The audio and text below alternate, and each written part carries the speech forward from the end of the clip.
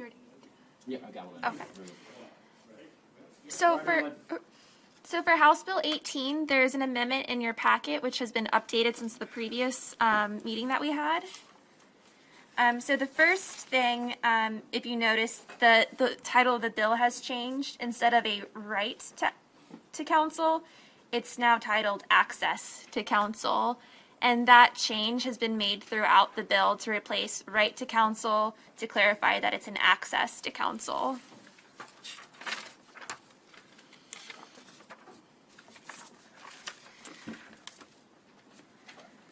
So if you're on page 4 of the the amendment also puts back into the bill designated organizations to mean a nonprofit entity designated by MLSC with the ability to provide legal representation to covered individuals. So under the bill, MLSC has the authority to contract with a designated organization to provide covered individuals, as defined by the bill, access to legal representation. And Senator Hettleman, jump in if you want to clarify or editorialize or whatever. So if you then turn to page 5 of the bill, this is beginning on line 14. This is section 8-904, which is where the JPR previously had discussions on this portion. So subsection A has been amended to clarify the scope of the bill. So under the program, MLSC shall provide access to legal representation by a covered individual for a judicial or administrative proceeding to evict or terminate the tenancy or housing subsidy of a covered individual, including the first appeal of a decision in the proceeding, if the designated organization determines that there are sufficient legal grounds for the appeal.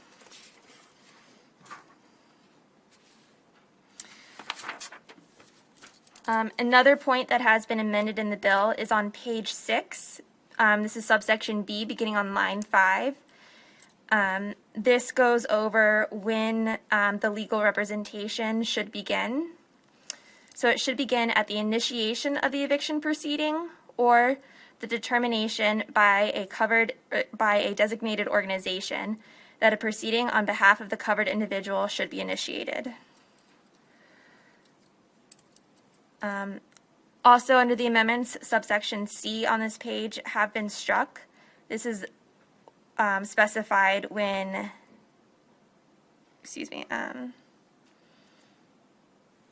when the legal representation was not required to apply. And then the new subsection C clarifies that MLSC may contract with the designated organizations to provide access.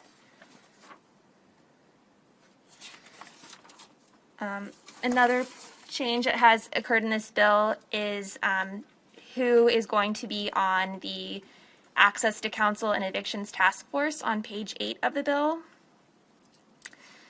So in addition to the original language of the bill, there are now also at least 2 representatives of landlords, a representative of MLSC,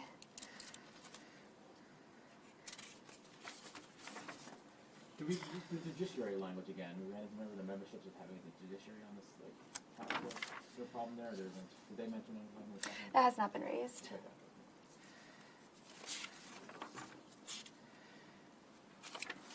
And then on page 10 of the bill, the purposes for which the funds may be used, and this is the Access to Counsel and Eviction Special Fund created under the bill.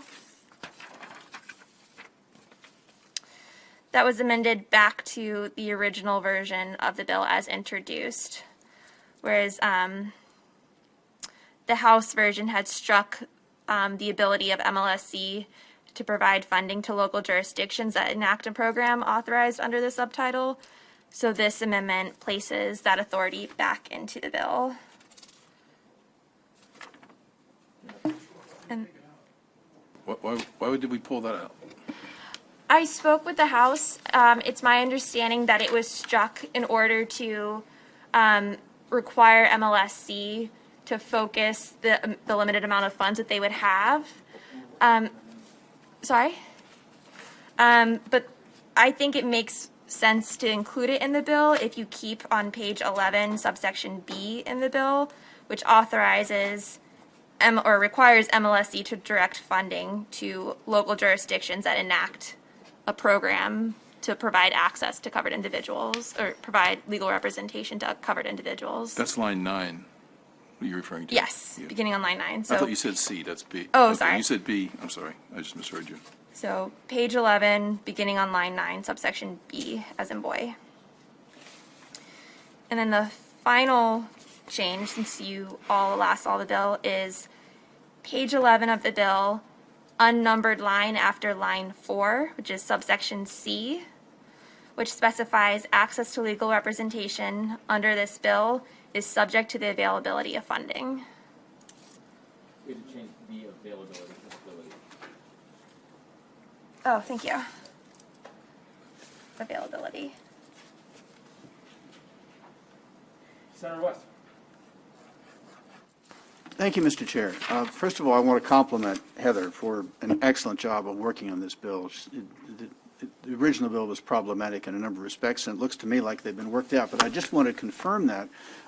My concern, I'm totally in favor of civil getting, as I said from the beginning, in the area of an underprivileged person having access to counsel to defend against someone filing a lawsuit against that person. Getting free counsel to file a lawsuit against somebody else is something else again, and I don't see that in this bill. It wasn't the original. Have we deleted that here? So the bill as originally introduced on page 5, beginning on line 22, so that would be paragraph 2. That language would have authorized a designated organization to assist a tenant on bringing a cause of action, Right. a private cause of action. Now that you call my attention to it, I see it. It's great. I think this bill is a great bill. I totally support it.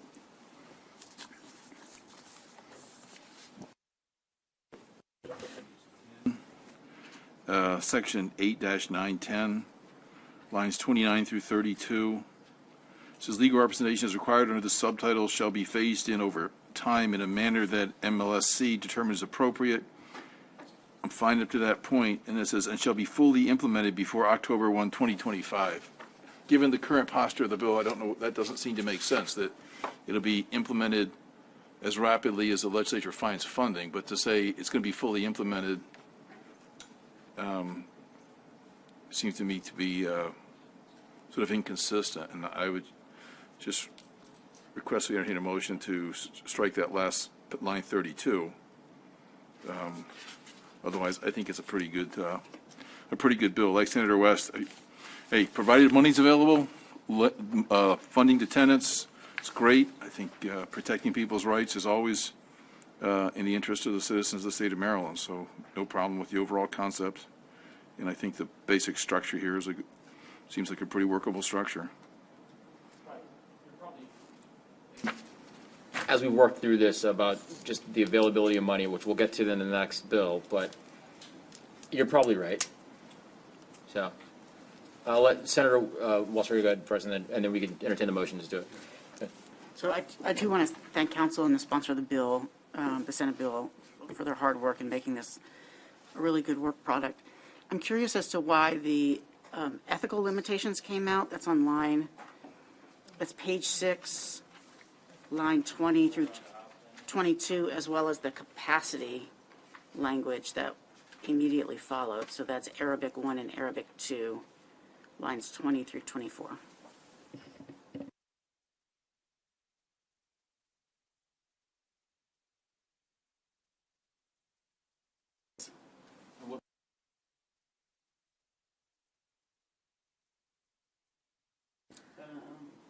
Oh, so number 1 and number 2. 20 through 24.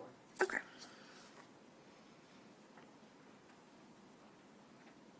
Because you added the other language to qualify, right? So the language, the designated organ or MLSC lacks the capacity at the time to legally represent the covered individual.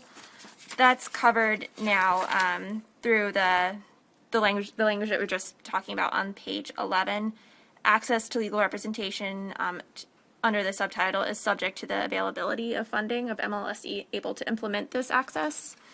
And then C1 on lines 20 to 22 were struck because this would be required regardless of whether it's in the bill, and it was determined, I believe, that this would be a contracting issue that MLSE would work through, and the determination was decided to take it out of the bill.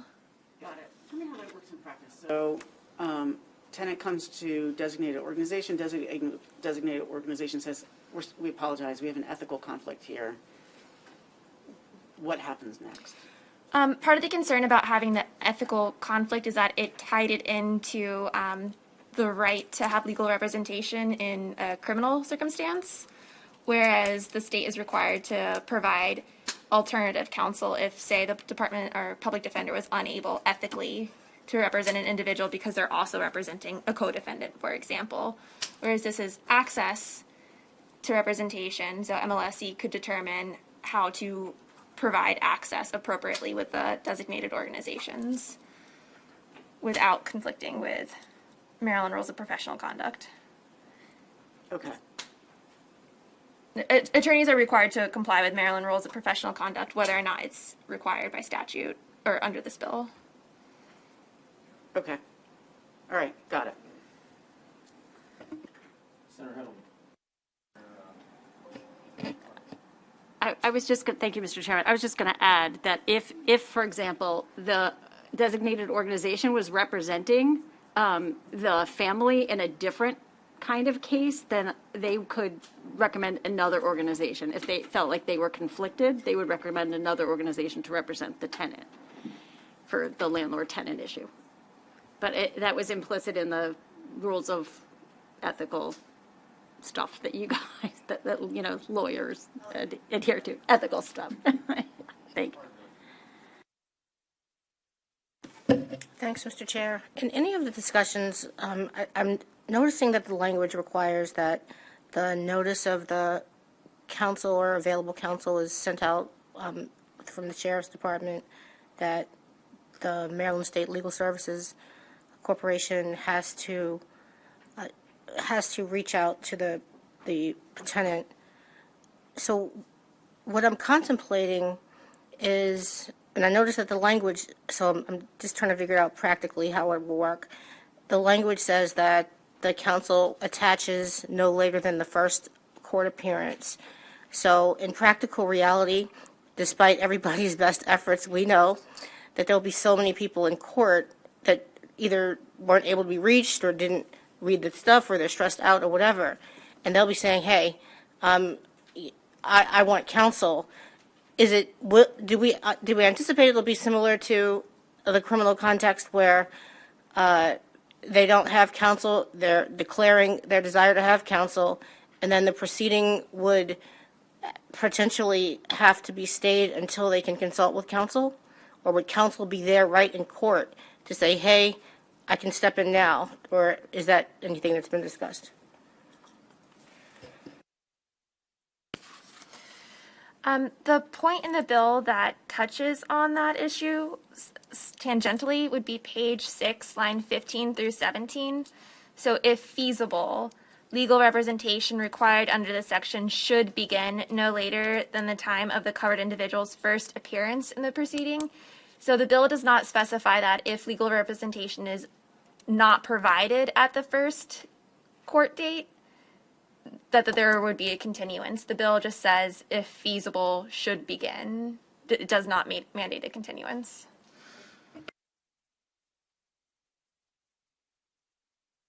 You know, that's an issue, and I think it's an important issue that you raise, and that's the reason that line 9 and 10 were in there, is that the tenant should find out about counsel at the time that they receive notice from the landlord.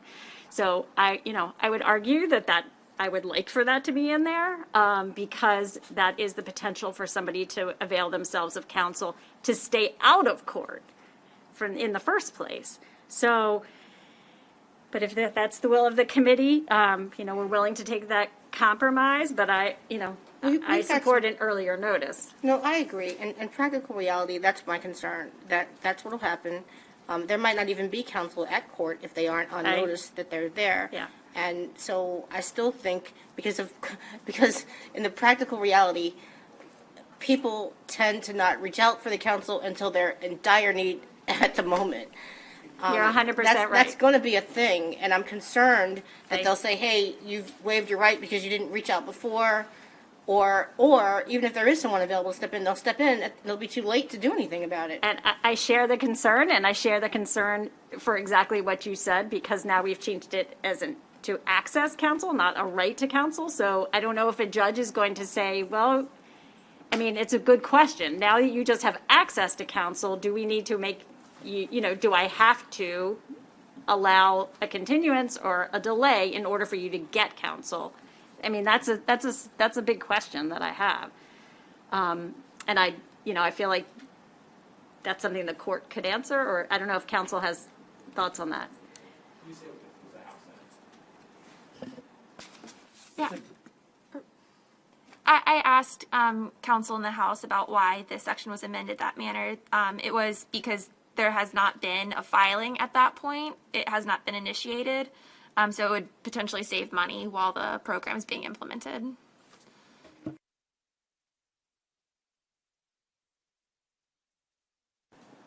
All of us, to make sure that people are aware of the program. So I understand what you're saying.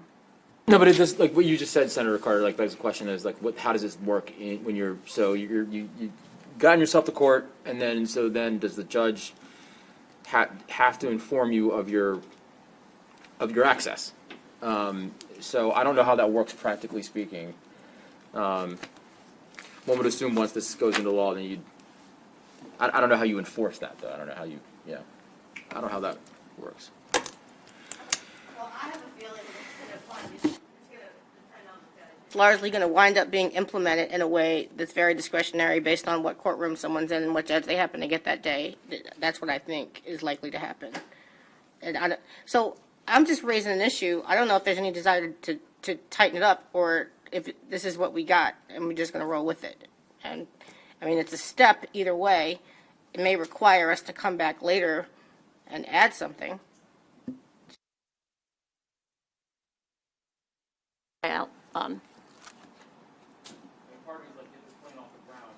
I hear you. I'm with you. Oh, come on. That's not fair at all. No, it is true. We've been saying that about my Senator Sidnor.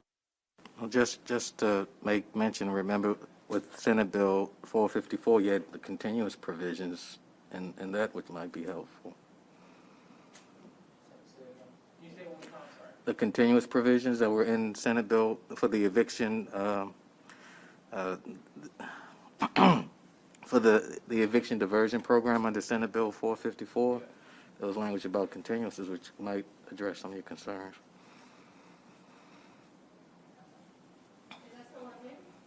Say it again. I don't know. Is that still okay? It hasn't. We haven't brought it up for a vote yet. Okay.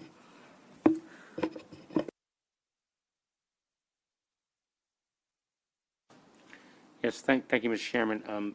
Look, I think these are legitimate concerns, but also see in the bill where there's a task force assigned to this, and I think as this task force is required to submit reports, that those findings could be part of the challenges that are that become known because you have actual tenants on this task force. So I think that's where it's an ongoing assessment of the process. So I think it covers it.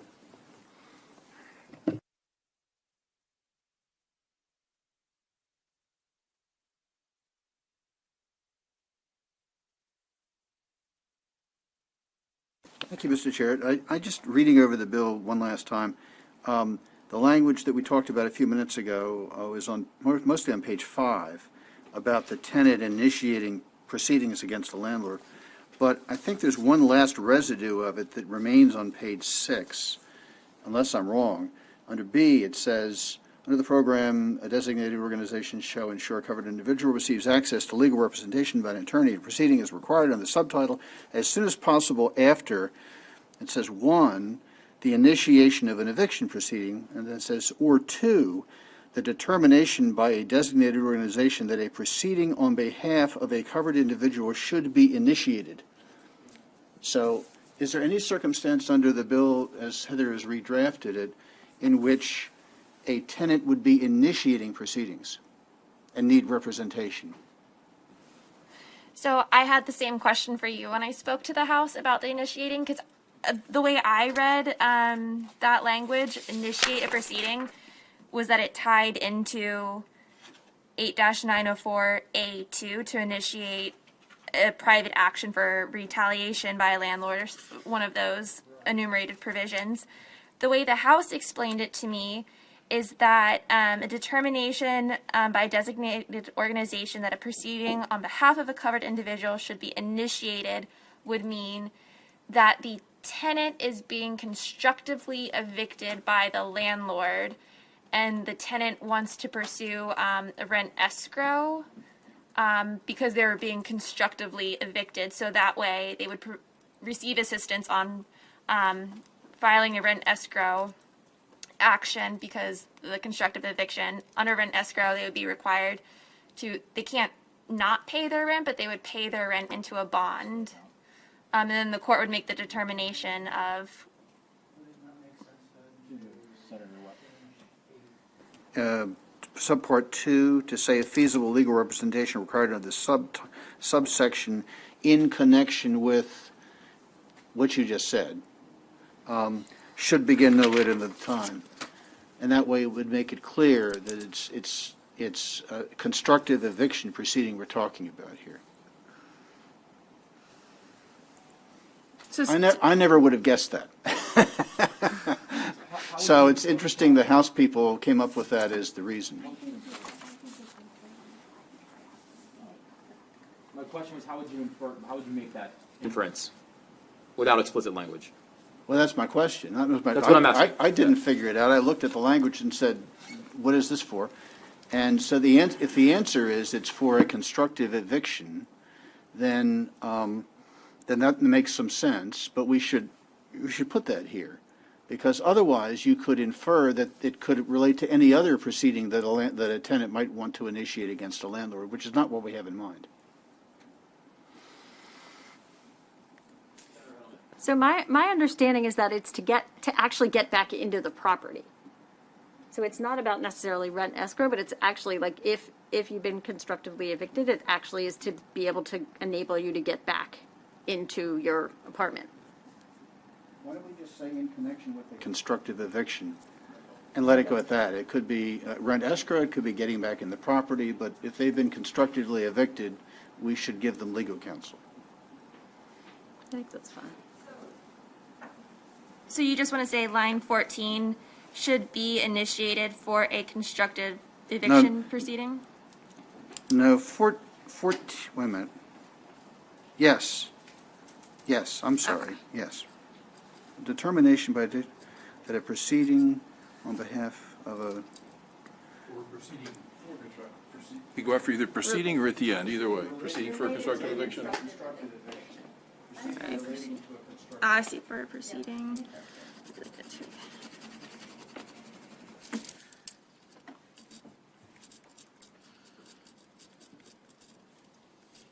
Is everyone good adopting that? You still had your Technical amendment to on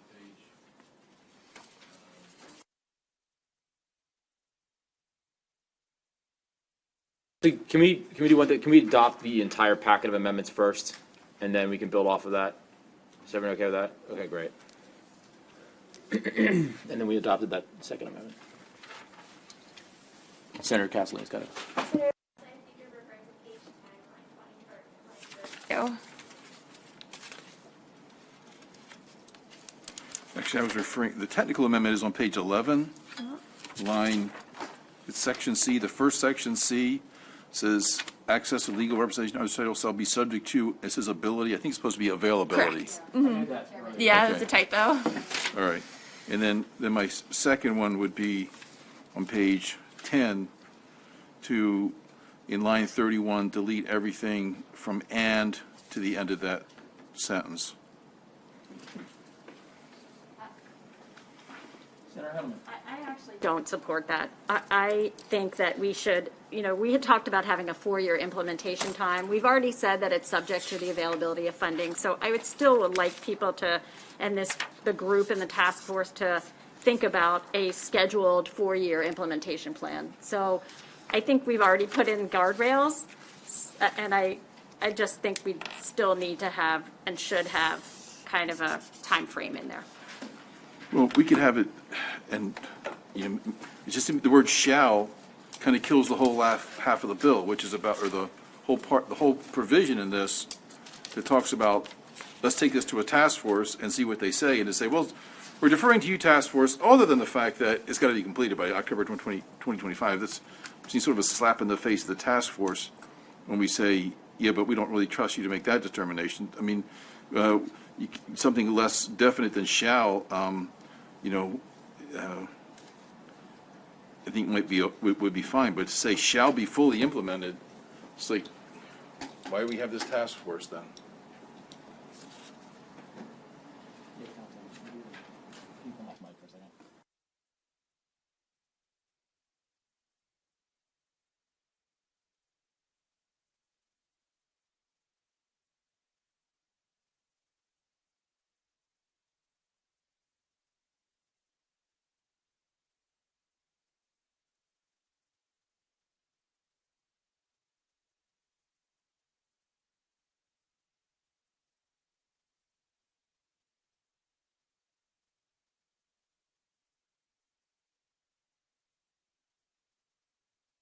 Be like, if it's subject to funds, subject to the possibility, and then, I mean, I agree with it that, like, I want it done by a date certain, to make sure that everything's off the ground.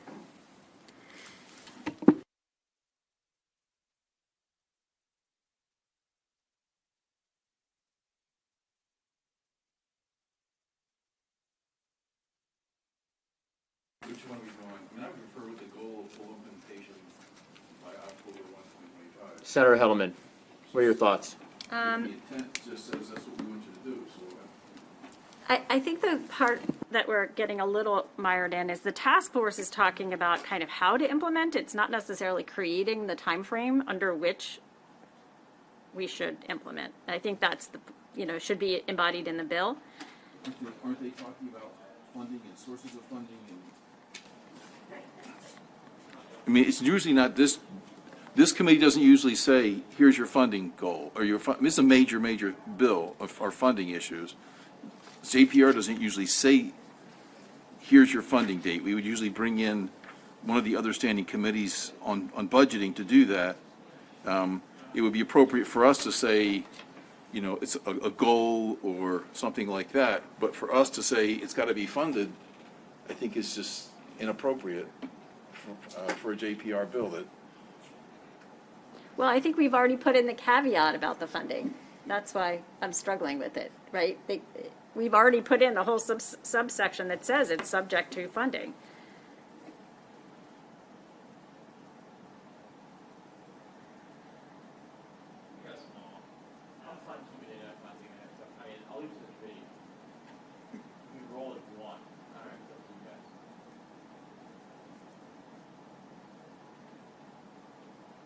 Well, I would move with a goal towards fully implementing it, just say as a goal, with a goal, and that's I think that effectively states what we're trying to do here. We would like to see it there, that's our goal. It's not a mandate, it's not a shall, and by saying that's our goal, then it would go to the other committees in this task force, and they say that's their goal. That's what they're trying to do here, it's 2025. I think that's I mean, I'm supportive of the whole idea here. It's just, I don't want to make it. What would the sentence be? Just change and strike "and shall be" with the goal of full implementation by October 1, 2025, with the goal of, or toward a goal of.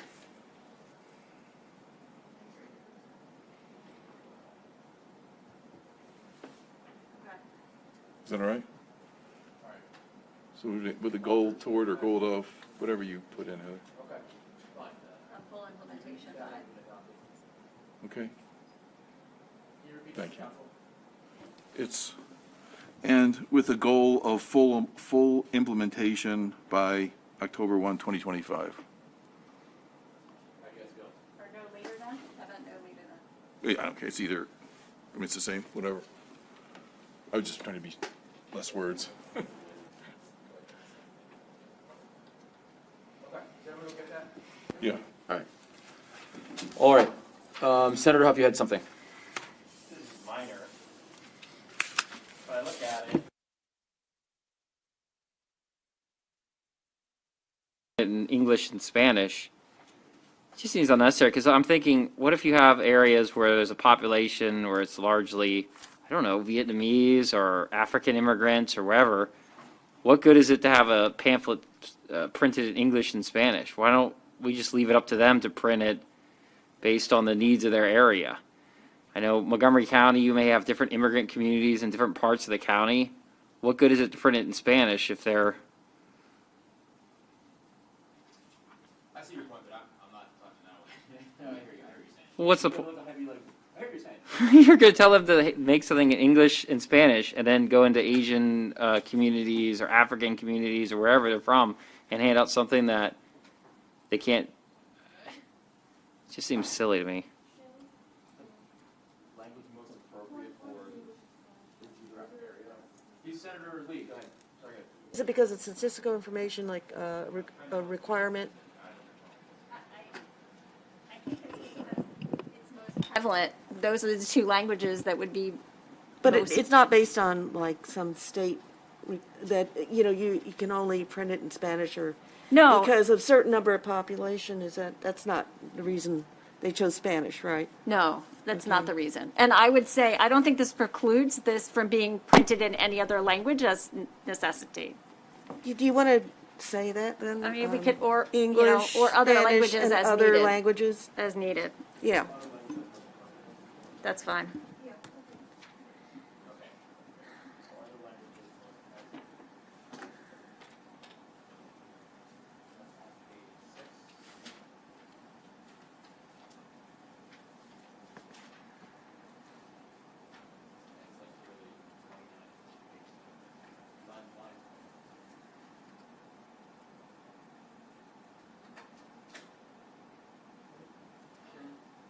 Senator Jackson.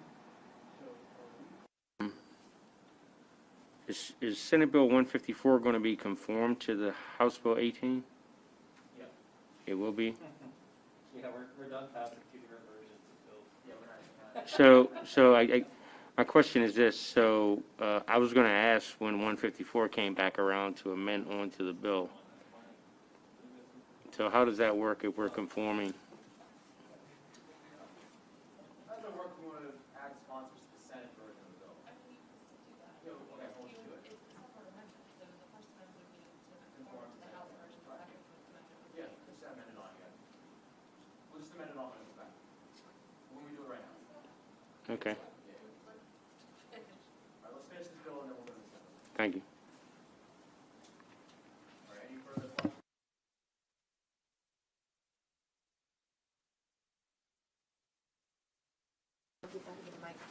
The motion is for favorable as amended.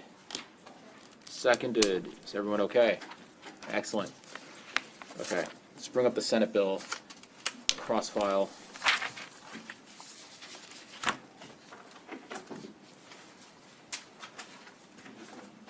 Yeah, it's going to conform, yeah. All right.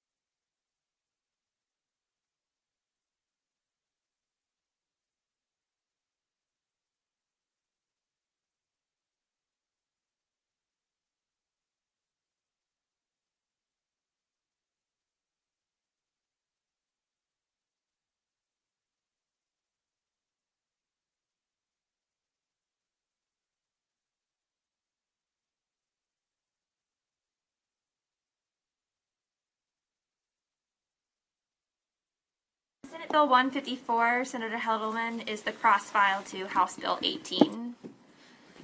So the motion's to conform the Senate bill to what we just did with the House bill. Is everyone okay with that? Excellent. Then we have the second motion is to add sponsors to the Senate bill. Senator Jackson, Senator Waldstreicher, Senator Sidnor, Senator Lee, Senator Smith, if I'm not already on there. Senator West. All right. Sorry, go ahead. Can you, Senator Jackson? Yeah, sorry, Mr. Chairman, Senator Carter was on the original 154. I know she walked out. So. She was on the original. She was on 154. Am I on there? Yeah, I'm on there. I want to be on there if I'm not. Yes.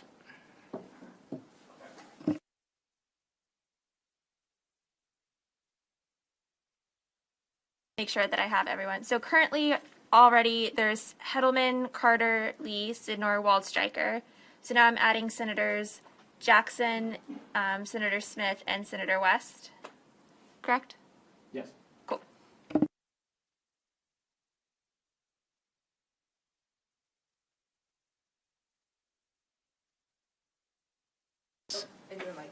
The motion is favorable with amendments. Everyone's okay? Senator Hedelman. Thank you. I mean, we've been working on this for a while, and I just want to say thank you to everybody. It's been, yeah, it was a good collaboration, and we still have a ways to go, but I appreciate everybody's hard work, and especially council and the chairman, too. Thank you. Thank you. Senator West. May I just say that this is JPR working in the best sense of how we work together. We took a bill which had problems. We fixed the problems. Even though we don't have unanimity in the terms of sponsorship, I suspect we might have close to unanimity on the floor. And this is the way the General Assembly in general ought to work. So I'm very pleased.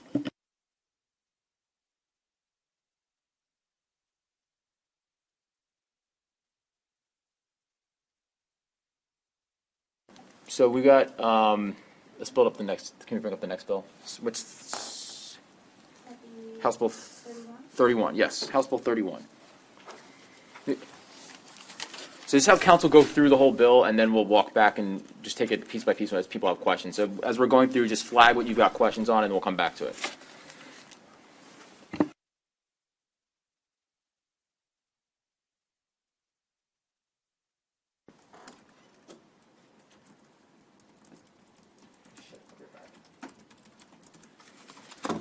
So House Bill 31, there's no Senate cross-file to this bill, although we did hear several surcharge bills. So there is an amendment in your packet for this one. And then there are oral amendments that I will make to this amendment as well.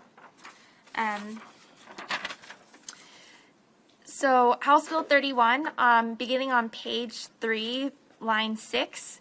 So this bill increases the surcharge that is applied in the circuit court.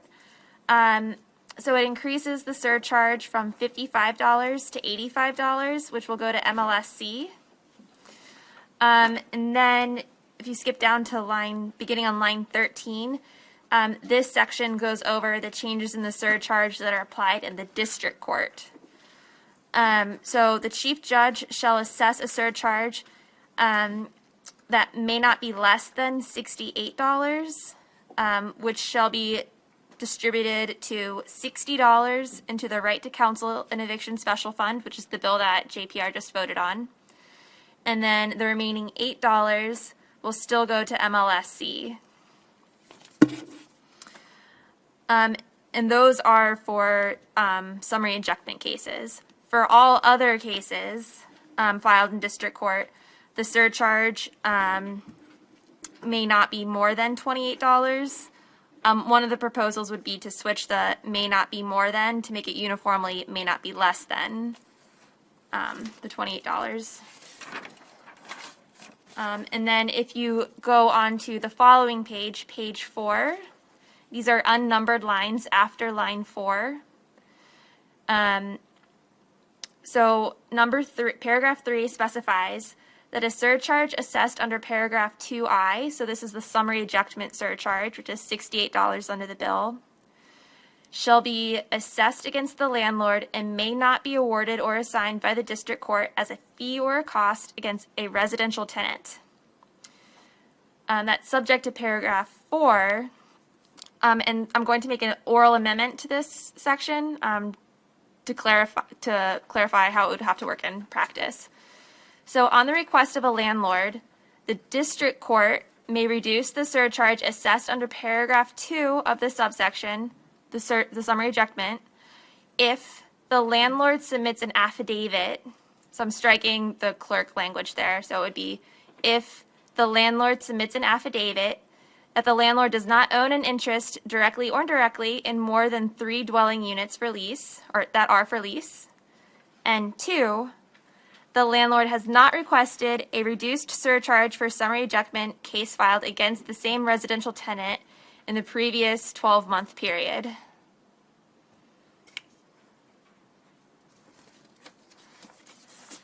The bill also makes conforming changes to lease provisions and the landlord's requesting ability, or sorry, the landlord prohibits the landlord from requesting the surcharge when they file with the district court. So the reason why, if you look at page 5 of the bill, the italic language, you can ignore this language because JPR just passed the right to counsel. This was a contingency, so that way if the right to counsel bill fails, then this bill won't be messed up because of that.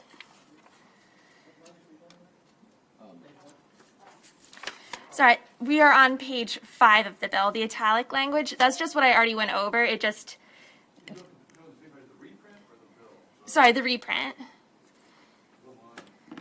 So page 5, all of page 5, page unnumbered, page after page 5.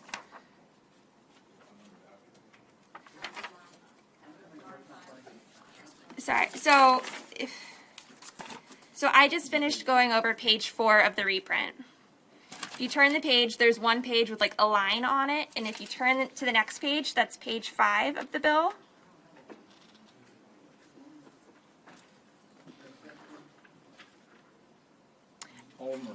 And again, this is the reprint.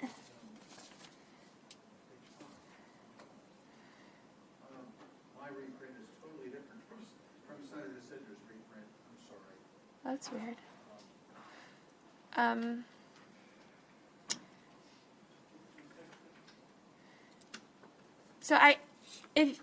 So just orally going over what this page does is it just simply says that if the right to counsel bill fails, then all $68 of the surcharge for the summary ejectment cases would go to MLSC. That's the only difference in that section.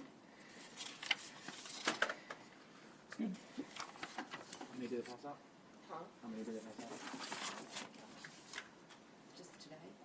Yeah, but they pulled Westville. And they didn't vote on any passes or Pottsville. And then there's an amendment on page 7 of the reprint, and this is also in the House version. It specifies that the landlord, when they're requesting to repossess the premise, they can request the judgment of, in the judgment, the rent due and costs. And then the new language specifies that they cannot request the surcharge against the landlord under section 7-301C2I of the court's article. They're depending on what JPR decides to do with the signing of the affidavit language, that would need to be mirrored in this section.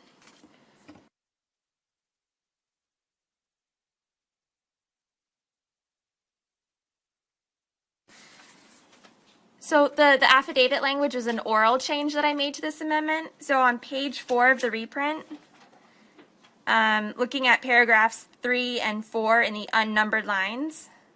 So paragraph 4 would read, as amended, on the request of a landlord, the district court may reduce the surcharge assessed under paragraph 2 of the subsection if the landlord submits an affidavit that Roman 1, Roman 2.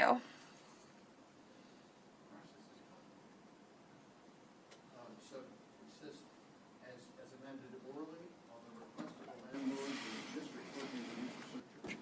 if the landlord does what? Submits an affidavit stating that the landlord does not own an interest directly or indirectly in more than 3 dwelling units for lease. And 2, the landlord has not requested a reduced surcharge for summary ejectment filed against the same residential tenant in the previous 12 months.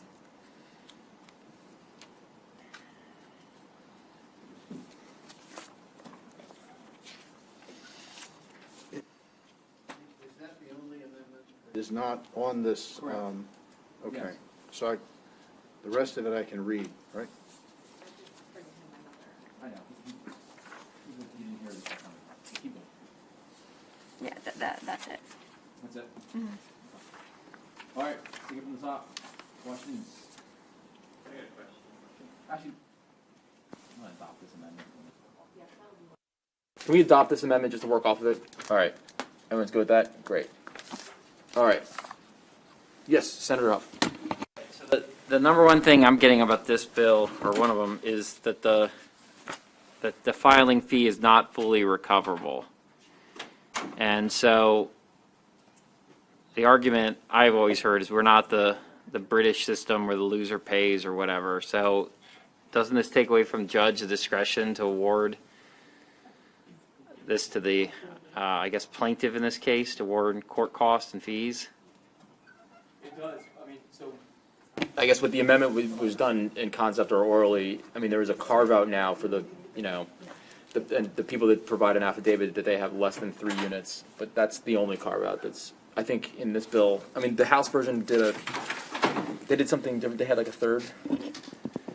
The third filing. Well, I mean, even less than 3 units. I mean, to be honest, the court system is supposed to treat everyone fairly. Whether I walk in there and I'm a billionaire, or I walk in there and I have 1 unit, and if I make a case, and we all think of the blind lady justice, and I make a case, the judge rules as a plaintiff I was right and awards me fees.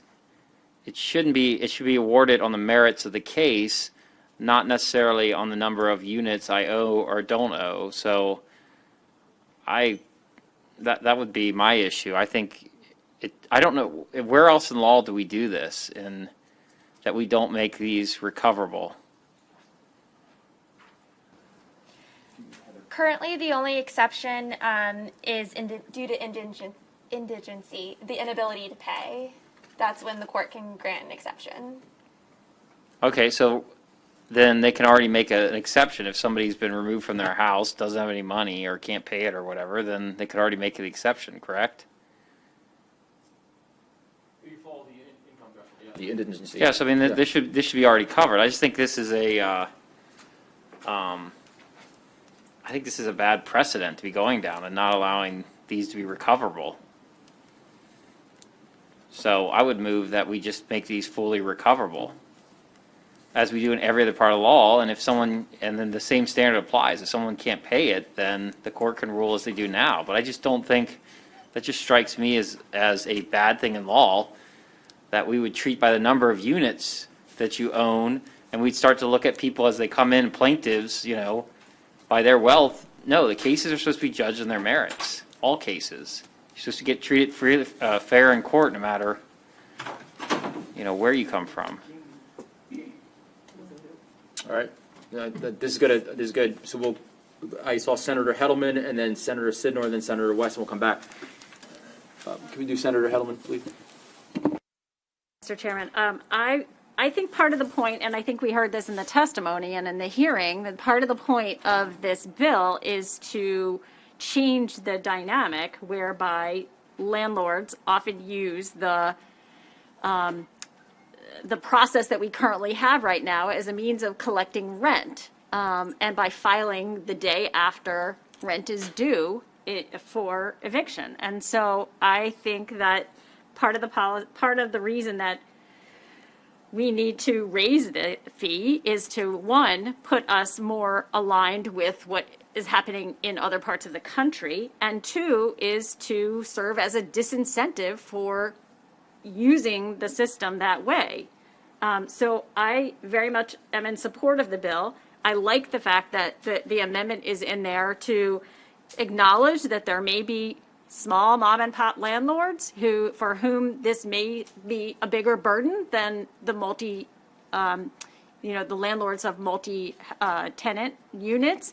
And so this is an acknowledgement, and I appreciate, that the chairman put this in there. This is an acknowledgement for those kinds of mom and pop landlords that for, once a year that they can kind of, get a break on that filing fee. So I very much support this bill as a way of changing current policy and practice.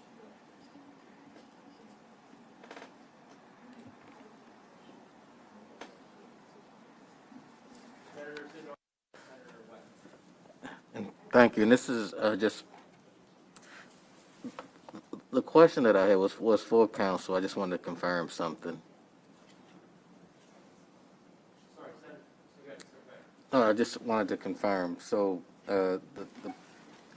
the contingency for the charge not being passed down is on page 7 of 8 of the reprint, section 4, and it refers back to the reprint on page 5, section 7-3014, so that if a landlord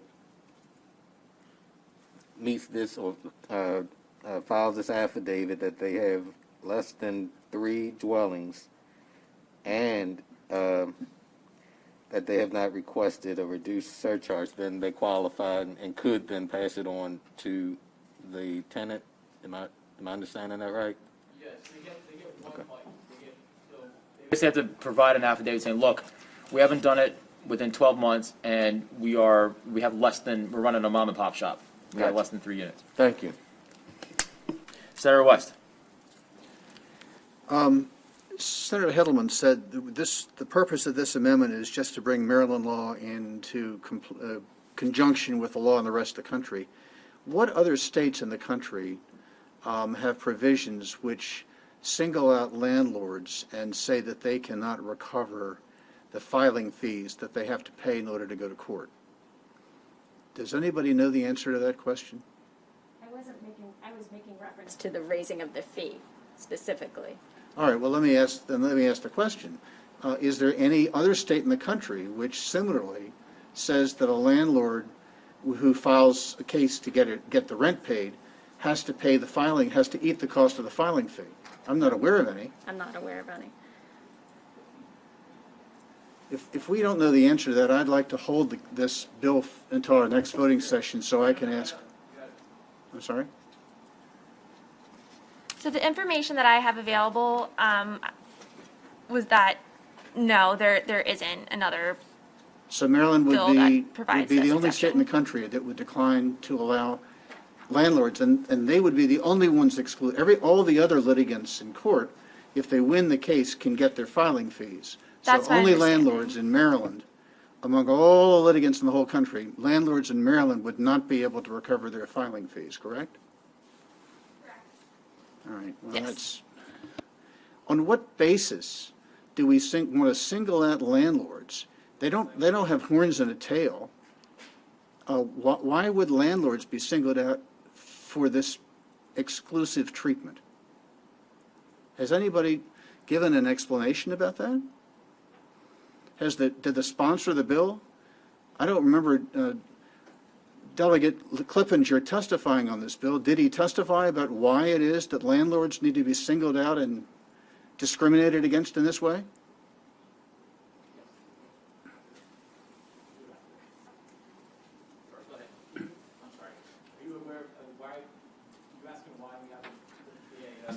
Was there any explanation given as to why landlords are being singled out for this kind of discrimination? Look, I mean, you heard the testimony just as we all did, that I don't remember especially in hearing the it, midst of a Judge. pandemic, which obviously this would last longer. But this doesn't relate to the pandemic. This is going to go on forever. I added the qualifier that obviously this will last longer.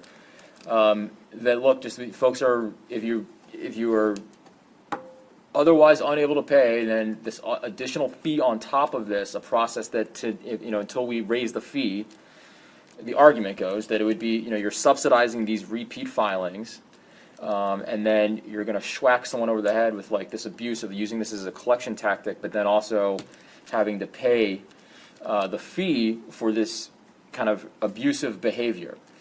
Repeat filing, filing on the day after, and using it as a method as a collection method, right? I mean, this is the argument, right? So, and then you're going to hit them on top of the head again with the fee that you're using to subsidize the practice of collecting rent in this manner. So that's the policy argument.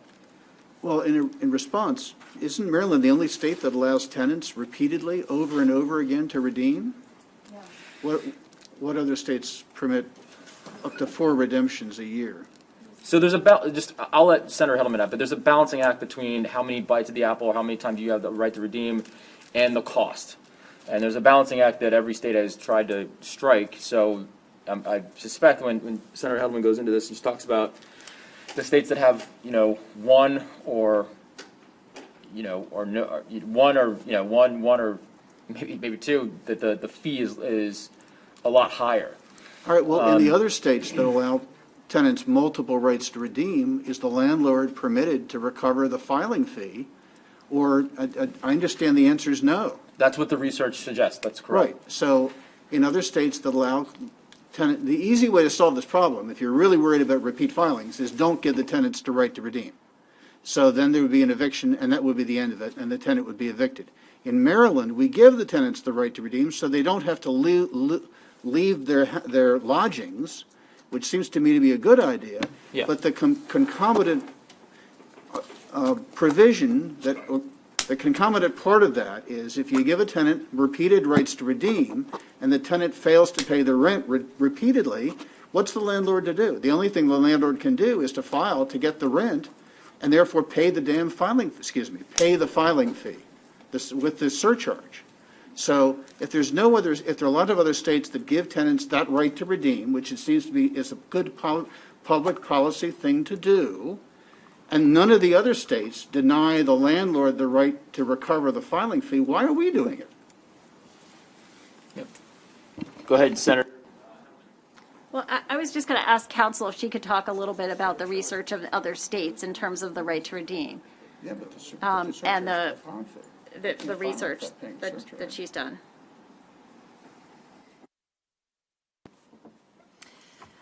So when you all came in for voting, there was a paper on your chair that was titled "Background Information for Residential Tenant Bills."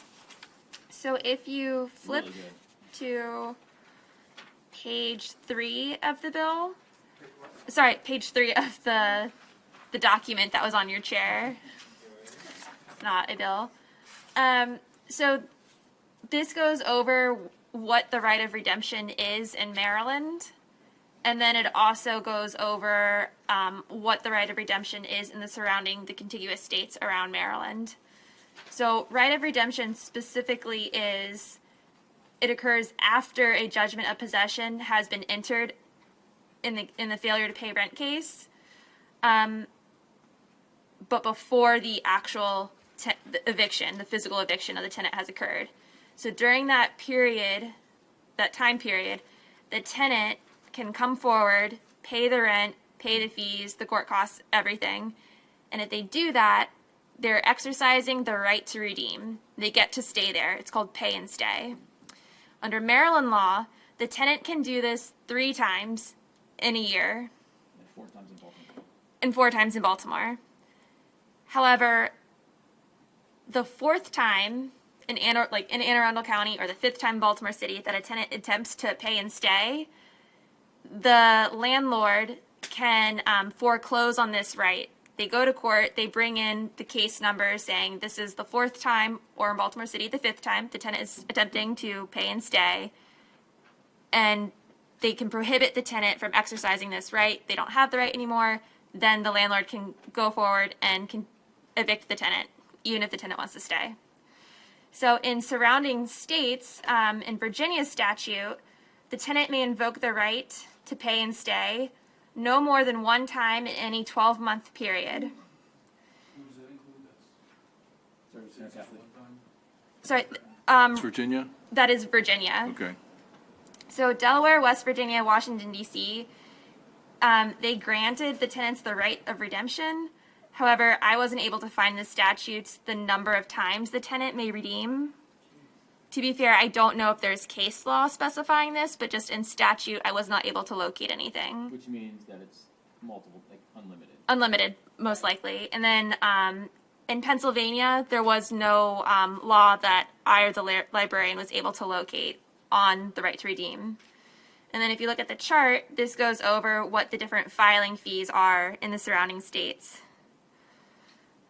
So the average without Maryland in the surrounding states is about $64. Maryland is on the lower end, along with DC, $15 to $25.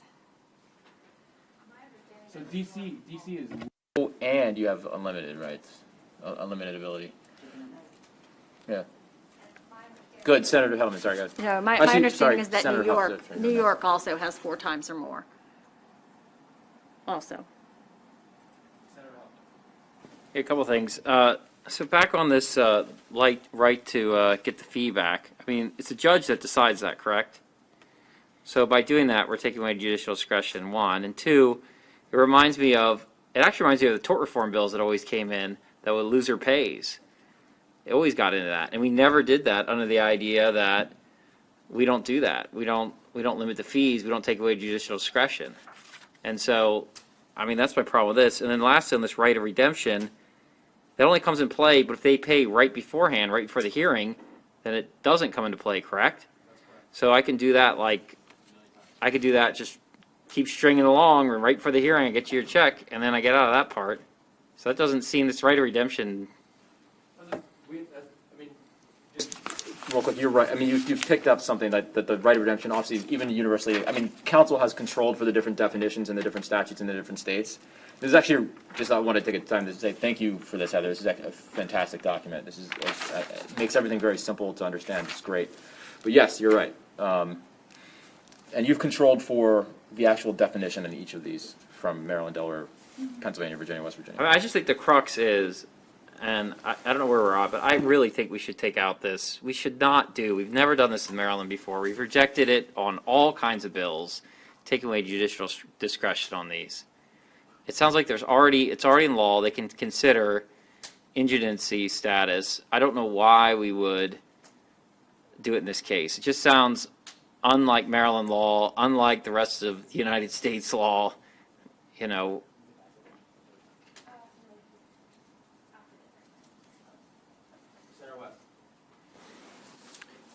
The information that Heather compiled is really helpful, but I don't think it helps the argument in favor of this provision. If you really don't want multiple filings, we should be like Pennsylvania and not have a redemption statute. That way you file once, and then the tenant would be evicted, and that would be the end of it. So there wouldn't be multiple filings. The reason why we have multiple filings is because we hold our hand out to the tenants to give them every chance to redeem. So, but if you do that, and the tenant redeems and then falls delinquent again and again and again, the landlord has to file again and again and again. The whole idea doesn't make any sense to me. And when you realize that we would be the only state in the entire country to do this, and only to a group of landlords, and not even all the landlords, it really sounds like we're singling out a group for, well, discrimination, I think is the best word for it. Nobody else is being subjected to this, only the landlords. I can support this bill enthusiastically, but for this provision.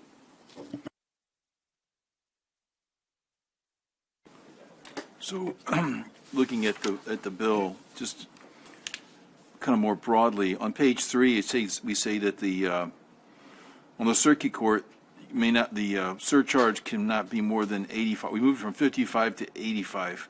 Currently, the filing fee is 165, so this is going to move it to 200 in the circuit court, because this is just one piece of the filing fee. And Heather, that's the same thing in the district court. So do you know what the filing fee would actually be in the district court for the summary ejectment? If it's currently it's 8, but what's the actual filing fee? I forget. Is it, because there's no appearance fee in the district court, is there? So it would just be, there's not an appearance fee, but I think there's other charges, and not just $8 to file, but that would depend by court to court probably, right? You're correct. So I'm looking at the fiscal note right now, page 3. So, the initial filing fee for a civil case in the circuit court is $165, including any applicable surcharges. So that's what you just specified. So it'd be Right. 165 plus 50, Plus 60, this 70, increase plus- would take us up to It would be an 100 additional $30 then. Yeah, it'd be almost $200 now. Yeah, 60, 70, yeah, it'd be 195. And I'm not sure what the district would be. And But when I look at this, we're saying that in the circuit, it would be 85, and the district would be 68, which is pretty unusual because district court cases come and go pretty quickly. The amount of time, most of them are with forms, they're form filings. It's pretty rapid. So you would normally have a lower filing fee than in the circuit. In this case, we're taking currently the circuit's going up to 85, and the district would be going from 8 to 68. Oh, I just want to make sure you're looking at look at Sure. Page 3. So it Yeah. goes from $8 to $68, and that's only for summary ejectment cases. Right, All other cases in the district court is $28. right. And just to recognize that the summary ejectment is sort of the most frequently used, so that's. Yes, failure to pay rent. It is a big difference, because you're going from 8 to 68. In the circuit court, you're going to 85. So I just want to make, first of all, a general statement about, we're trying to pay for counsel for lesser affluent people by making a tax on people who are coming into our courts. I just have a general aversion to that because people in the courts almost exclusively don't want to be there. So basically, this is a misery tax. Not that the tax is a misery, but you're taxing people's misery. So you're going to up the fee on divorces and auto accidents and all this stuff. People who already are in the court because their lives are screwed up in some way that they, for at least half of them, never intended it. It's much more than that because nobody, with very few exceptions, intends an automobile accident or a slip and fall. There are people whose deeds are screwed up, their mortgages may be in default. So rather than just taking these out of the general fund, we're saying, well, we're going to, it's one thing to say we're going to, when you file, your filing fees have to cover your expenses. I agree that the filing fee should cover the cost of running the courts. And people who are not in the courts, the people who are coming in to use the courts, should pay for that to defray the cost of the courts. But then to say, well, it's not really just your costs we are defraying. We, as the citizens of Maryland, think that we want to provide some other people with additional benefits. And so we're going to tax you folks who are poor suckers that are in the courts because just, bad luck of the draw. So now you're in and we're going to hit you with these extra taxes. And so I don't understand the concept that should be paid out of filing fees. Filing fees should cover the cost of running the court for your case. And we've always looked at it that way. And to say there's a special fee just to cover other people's bad station in life, I think is wholly wrong, and to put a misery tax like that. Moving towards the district court and the rental, we keep saying that these are serial filers. For every serial filer, there's a serial tenant who's not paying their rent. It's a serial bad debt or a serial non-paying tenant. And so it's, and to say the landlords are using this process to collect debt. Well, of course, that's what everybody uses the courts for, but the tenant is using the process to avoid paying the debt. Because by giving them, in Baltimore, 4 rights of redemption, we've set up a system where, before we set the system up, the landlord said, tenant, pay up. Tenant said, I'm not paying up. Landlord said, you're out. We set up this process, which enabled, the very process itself has enabled tenants to abuse this process to stay in. So it's not just the evil landlords wanting to throw poor tenants out or run out their debt. It's tenants taking advantage of it. I not to cut you off, Yeah. but I had to go across the street to continue our talks on police reform stuff. So, All right. Take a break. can we take a break here? Sure. I got to go over talk to the chairman. So let us just pause this here right now, and we'll come back. We'll come back on this bill. So just further instructions, but it looks like floor tonight is at what time? 7 o'clock. Caucus is at 6:45. Okay, so just well, stay tuned. Okay, Stay tuned we're all tomorrow in town. Are we done for the evening, or we're going to come? We may be, but I need to figure out how long this conversation on police. No, that's fine. So should we just go back to our office? Yes, And wait yeah, to hear yeah, from you? yeah. I don't know, Yes, like, yes. For 5 minutes, or you have no idea? Well, look, if you don't hear from me by 6 o'clock, Okay. We'll just, call the cops. Yeah, Luke has kidnapped me. The chairman has kidnapped me. All right. All right. Yeah. So Search and rescue So party. look. If you don't hear from me in the next 35 minutes, then assume we're not meeting until after floor. all right. All right. Okay.